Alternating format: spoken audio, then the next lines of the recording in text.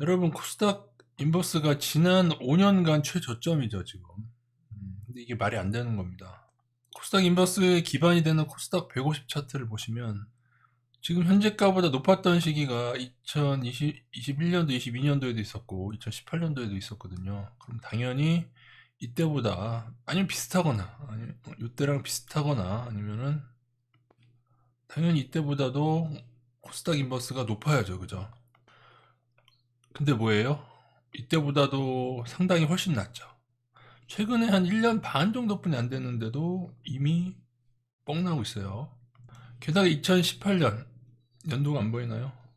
2018년이 여기인데 이때에 비하면 이때도 이제 아까 보셨듯이 2018년에 코스닥 지수 올라가지고 코스닥 인버스가 이렇게 떨어졌단 말이에요. 떨어졌는데 그 당시 천선 부근이었던 그때의 바닥은 여긴데 지금은 천선보다 더 낮으면은 지금 가격이 여기 어디 있어야 될 거 아니에요. 이거보다 높아야 될 거 아니에요. 어때요? 이게 바로 제가 말한 롤오버 손실, 콘덴고 손실, ETF 손실, 기관의 밑장 빼기 손실, 괴리율 등등등. 왜 장기로 가져가면 안 된다고 말씀하시는지 알겠죠? 차라리 어떻게 했으면은 적립식으로 모아가다 보면은 뭐 나중에 갑자기 급등하게 되면 뭐 이런 때처럼 급등하게 되면 그때는 기회가 생기는 거예요. 근데 여기에 한 번에 딱 질렀다. 혹은 뭐 얼마 안 되지만은 여기에 팍 질렀다. 여러분이 질렀을 때 가격을 회복했어요. 코스닥이. 근데 뭐예요? 코스닥 인버스는 가격을 회복 못 한다고요. 이게 TQQ 3배는 더 심하고 코퍼스는 더 심하고요. 3배는 더 심하고 TQQQ, SQQQ 이게 다 밑장 빼기입니다. 아무도 얘기하지 않는 천기를 누설해 드렸고요.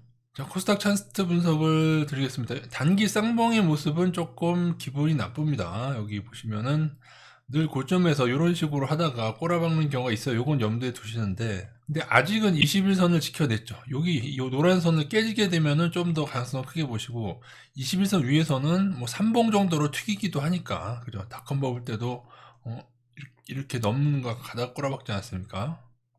물론 현 레벨이 닷컴 버블에 비할 바가 아니죠. 그때는 2900이었고 코스닥 이건 코스닥 150이라서 그런데 그때는 코스닥이 2900이었고 지금 코스닥은 900대입니다. 코스닥 지수를 움직이는 그 모든 거는 여러분 시총 상위가 움직이는 거예요. 코스닥 150 자체가 150종목으로 구성된 건데 2017년 18년도 이때는 왜 이렇게 높았느냐 하면은 제약주 때문에 그랬습니다. 이때 높은 거 엄청 올랐어요. 엄청 오른 거는 제약주 때문에 이거 코스닥 150입니다. 2020년대 오른 것도 제약주 때문이었죠. 제약주 때문이고 이번에는 2차전이다. 이 기간 동안에 제약주들은 다 개차반이 났고 이제 새로운 버블을 만들고 있습니다. 또 하나의 청기누설은 갑자기 시총상위가 된 코스닥 종목은 개미들의 무덤이었다. 그동안 쭉 그랬습니다. 제약주도 그렇고. 그러니까 코스닥이 조금 코스피보다 조금 상장하기가 쉽고 작전해먹기가 쉽기 때문에 이런 현상들이 일어나고 있습니다. 그럼 지금 예측에서 가장 중요한 게 뭐냐면은 시총상위예요. 지금 시총상위가 뭐예요? 지금은 뭐다? 세트를 해석해요 말고는 다 2차전입니다. JIP 엔터. 그 아랫단에 요거 얘네들. 포스코 DX 맞아. 지금 포스코 계열 자체를 작전하고 있잖아요. 포스코 홀딩스는 뭐 고평가가 아닌지 모르지만 포스코 그 계열 자체를 지금 작전을 같이 하고 있다니까요. 포스코 DX 2차전지랑 아무 관계 없는 거를 2차전지처럼 해서 올리고 있잖아요. 그러면 현재는 앞으로 이 시총 상위에 대한 분석이 중요합니다. 얘네들이 어떻게 될 것인지. 시총 1위인 에코프로비엠을 봐야죠. 근데 여러분도 최근에 아시겠지만 윗꼬리가 하나 달렸다는 거 요거를 꼭 기억하셔야 됩니다. 이렇게 윗꼬리가 달린 것은 주식선물 방향전환 때 이용되기도 하기 때문에 일단은 제 전략상에 21선이 깨지지 않는 지금 같은 시점에서 폭락을 못 박을 수는 없다. 그게 기본인데 이게 최근에 윗꼬리가 달린 게 에코프로비엠만이 아닙니다. 포스코 DX 그 다음에 다 LNF 포스코 퓨처엠 다 마찬가지라는 거죠. 지금 버블 있는 애들 요런 윗꼬리가 달린 다음에 주선물 만기가 요번 주거든요. 요번 주에 변동성이 있을 겁니다. 이게 위로든 아래로든인데 살살 반등하는 것 같다가 만기 직후에 추가로 급락한다거나 아니면 만기 직전에 좀 급락하는 경우를 좀 생각을 하셔야 되고요. 단 이미 어느 정도 떨어졌기 때문에 오히려 만기 전후에 더 급등한다. 그러면은 그 다음으로 어차피 방향 전환하는 시기가 있는데 대부분에는 이 만기를 기준으로 해서 얘네들이 주선물놀이 같이 하고 있기 때문에 만기를 좀 전후해서 방향전환한다고 생각하시면 되겠습니다. 근데 이게 여러분 요런 거가 생겼을 때 제가 늘 말씀드리면 이때도 말씀드렸지만 여기를 넘기 전까지는 고점이 아닌가를 생각하셔야 되고 여기 지금도 마찬가지다. 넘기 전까지는 고점이 아닌가 생각하셔야 되는데 누누이 많이 말씀드리지만 옛날에는 요 정도에서도 많이 무너졌고 지금도 쌍봉을 약간 찍었어요. 이렇게 여기서 이렇게 무너지는 경우가 있고 근데 진짜 왕거래들은 어떻게 진행되는지 제가 한번 보여드릴게요. 이것도 참 제가 신라젠만큼 많이 경고드렸던 바이로메드 이름을 바꿨어요. 헬릭 스미스로 바꿨는데 이거 보십시오 여러분. 만약에 지금 에코프로 BM의 위치가 여기를 찍고 한 여기쯤에 와 있다면은 이거를 굉장히 여러분 헷갈리는 이런 경우도 있습니다 여러분. 이런 애들이 코스닥 시총상위에 진입을 한다니까요. 작전을 해서. 게다가 여러분 제가 이 종목은 2015년도에도 경고를 했고 그 다음에 떨어졌다가 다시금 오버슈팅을 하더군요. 그럼 제가 경고를 계속 하겠죠. 그러면 이제 저는 이제 뭐 경고를 계속 하는 도중에 이런 샷이 나오면 제가 비웃음을 엄청 삽니다. 비웃음을 엄청 사요. 왜냐하면 사상 최고점을 찍는 거거든요. 야 솔몽아 2015년에 그렇게 경고하더니 그때는 12만원이었고 지금은 20만원이다. 막 욕을 먹죠. 근데 저는 뭐라고 주장을 해요? 작전주다. 지금 에코프로랑 똑같은 얘기 하는 거예요. 작전주다. 건들지 말아라. 그래서 얘네들 잘 보세요. 이거를 자, 이 수많은 반등 중에 마지막 미련의 반등 여기 나왔어요. 여러분 6번 정도 되면요. 이렇게 다시 오르면은 이때는 더 간다고 생각하죠. 자, 여기서 급락이 나옵니다. 사람들이 무장 해제했을 때 급락이 나오는데 지금 나스닥 지금 하시는 분들 잘 들으세요. 급락이라고 하는 것은 그 누구도 예측하지 못한 시점이 나옵니다. 여러분이 그거를 알 거라고 생각하지 마세요. 어떤 종목은 6번을 찍고 하락하고 어떤 종목은 2번을 찍고 하락하고 카카오 같은 애는 2번도 제대로 안 찍었어요. 이런 거를 한 번 하고 2번인데 2번이 저 아래고 3번은 저 아래고 이렇게 식으로 종목마다 다 다르다는 겁니다. 근데 왕건이 애들일수록 이렇게 급락하는데 자 그럼 헬릭 스미스를 여러분이 좋게 보시는 분은 어떻게 해요? 20만원에서 이제 한 5만원 됐어. 그러면 사겠어요? 안 사겠어요? 사겠죠. 20만원에서 5만원 되면 산단 말이에요. 셀트리온 지금 막 사는 사람들처럼 제가 3만원 간다고 경고하는데도 사는 사람들처럼 산단 말이에요. 5만원 산 게 7만 5천원 됐네. 단기 50% 올랐네. 사지 말래매. 또 뭐 이런단 말이에요. 지금 가격 얼마인지 아세요? 지금 가격 오늘 이거 2020년도까지고 지금 가격이 여러분 6천원입니다. 6천원. 다시요. 6천원이에요. 지금 가격. 7만원에 산 사람도 10분의 1 꼬라 박았어요. 그래서 제가 정해드린 기준이 뭐냐. 여기에 망고불변한 진리가 있는데 어느 정도의 고점을 형성하고 나면은 여기를 완전히 지지됐는지를 기간 확인을 해야 된다는 겁니다. 사실은 이 샷이 여기를 넘는 것 같지만은 이 고점을 넘는 기간이 그렇게 길지가 않다는 거예요. 이게 특징이에요. 에코프로 BM 단기를 좀 확대해보면 지금 1, 2 정도 하나 찍고 2번의 반등이 아까보단 작죠. 3번 나오는 경우 있는데 카카오는 여기서 없고 여기서 이러다가 훅 갔다는 거죠. 훅 간. 이런 경우도 생각을 하셔야 된다는 거죠. 언제? 만기 전후에. 단 지금 여기를 무조건이라고 얘기하기에는 거래량이 과거보다 크진 하지만은 아주 뭐랄까요? 아주 뚜렷하진 않죠. 조금 더 많은 정도지. 이게 만약에 이 거래량 대비 막 2~3배 막 나왔다고 하면 저는 더욱더 여기가 고점이라고 여러분에게 말씀드렸겠지만은 이런 데는 이제 무리하게 올린 다음에 여기서 이제 깔짝깔짝 거리다가 나중에 거래량이 어디서 나오느냐? 헬릭 스미스 거래량 어디서 나왔어요? 여기서 나왔잖아요.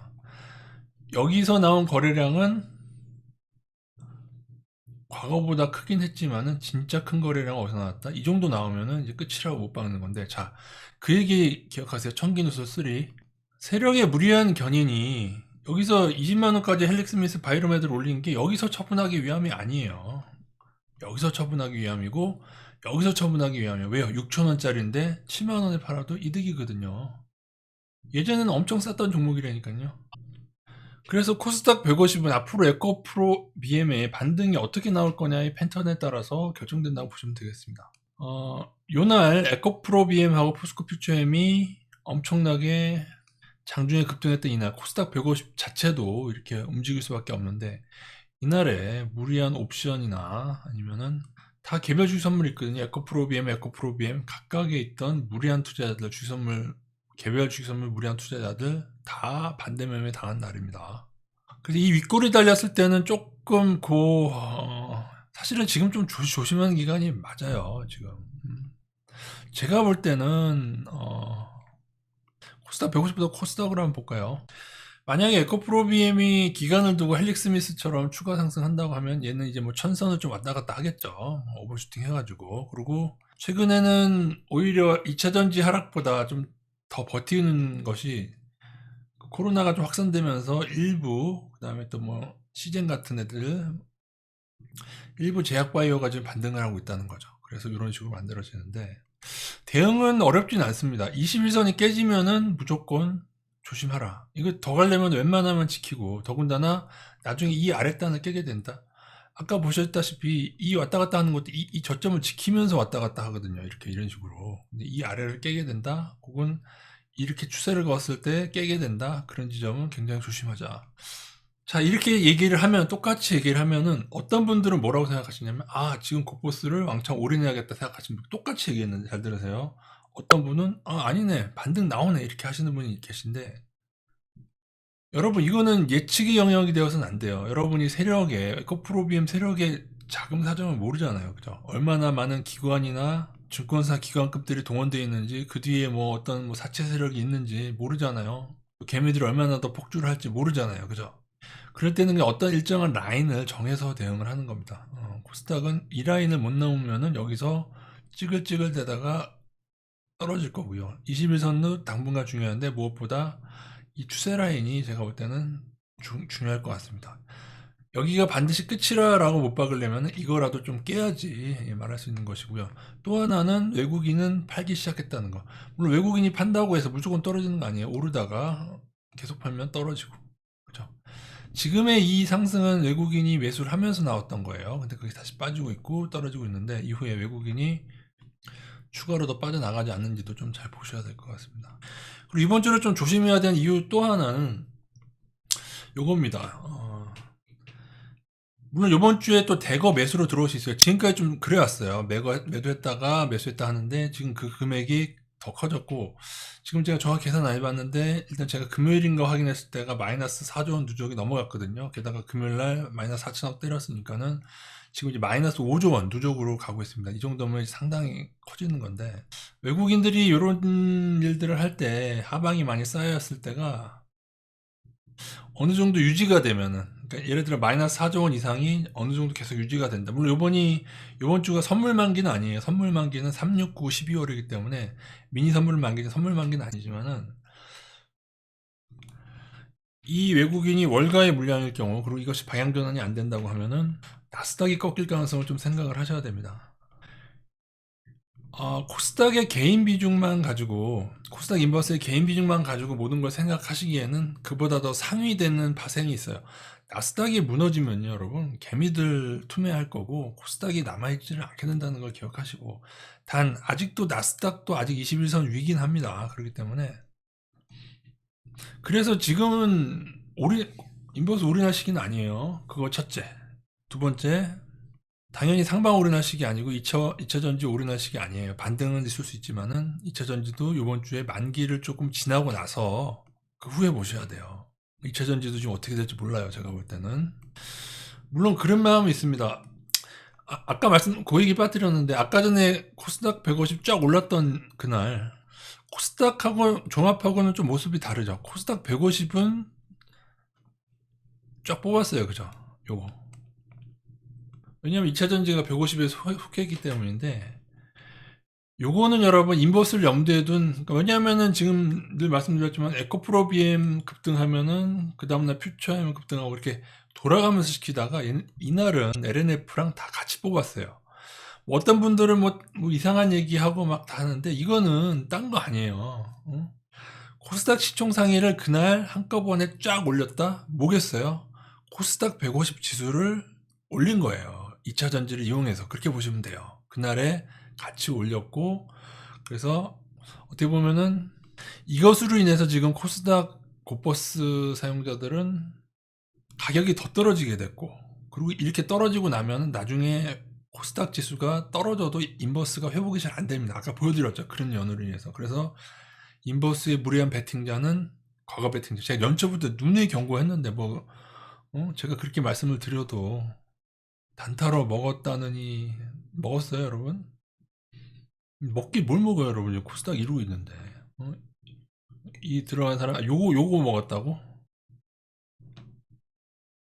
아니 여러분 보십시오.